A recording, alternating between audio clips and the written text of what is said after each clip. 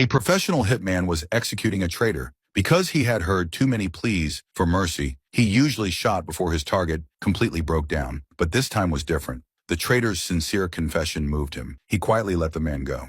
A year later, the traitor truly turned his life around. The hitman started to feel jealous. This was the life he wanted too. He made a decision to become an ordinary office worker. But soon reality hit him hard. Every day he took out the trash, drank coffee, waited for the bus, swiped his card. At work he typed on a keyboard, filled out spreadsheets. After work, he went home and slept. Until that night, 2 burglars broke into his house. Hutch hadn't had time to call the police when the gun was already aimed at him. He stayed calm, said the cash was in the bowl, but the thieves complained it was too little and snatched the gold watch from his wrist. At that moment, a unique tattoo on one of their arms was revealed. Suddenly, his son tackled one of them from behind. Hutch's face changed. He swung a baseball bat toward the thief's head, but at the last second, he stopped. The gun had no bullets. He told his son to let go, but got punched in the face instead. Hutch just stood there, watching the 2 thieves who humiliated him walk away. He reached out to help his son, but was pushed away.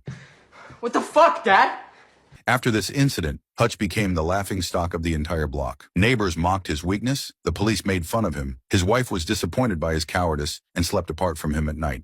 Even his once dependent brother-in-law became arrogant, teaching this coward how to be a real man. Hutch's pride was crushed. On the surface, he remained calm, but inside anger burned, until his daughter said the cat bracelet in the bowl was gone. It must have been taken by the thieves. His suppressed rage finally had an outlet. Without a word, he slammed the door and stormed out. He went straight to his father's nursing home, grabbed some bullets. Hutch arrived at a tattoo shop, showed his ID immediately.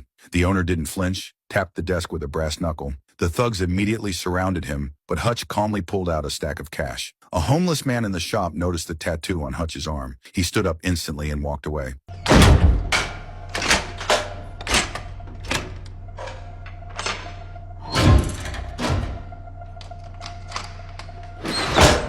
The owner froze, then quickly complied. Soon he helped Hutch find the tattoo woman's address. Hutch broke in. He first beat up the male thief, then got the gold watch back from the female thief and searched for his daughter's cat bracelet. Give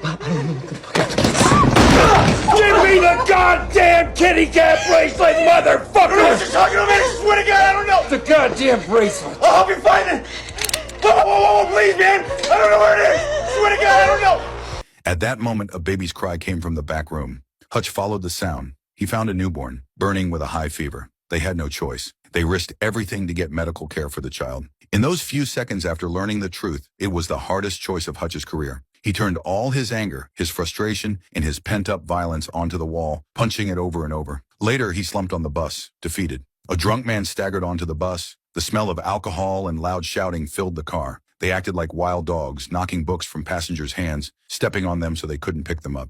Soon they surrounded a weak young girl. She was in danger that night, and Hutch, sitting silently in the back, watched it all. A cold smile appeared on his lips. Ignoring the girl's pleading eyes, he walked to the front, took the phone the driver was about to use to call the police. He calmly told the driver to get off and close the door. Hutch looked calm, but his fists were clenched, ready to strike. What are you still doing here, old man? I'm gonna fuck you up. I got it. I got it.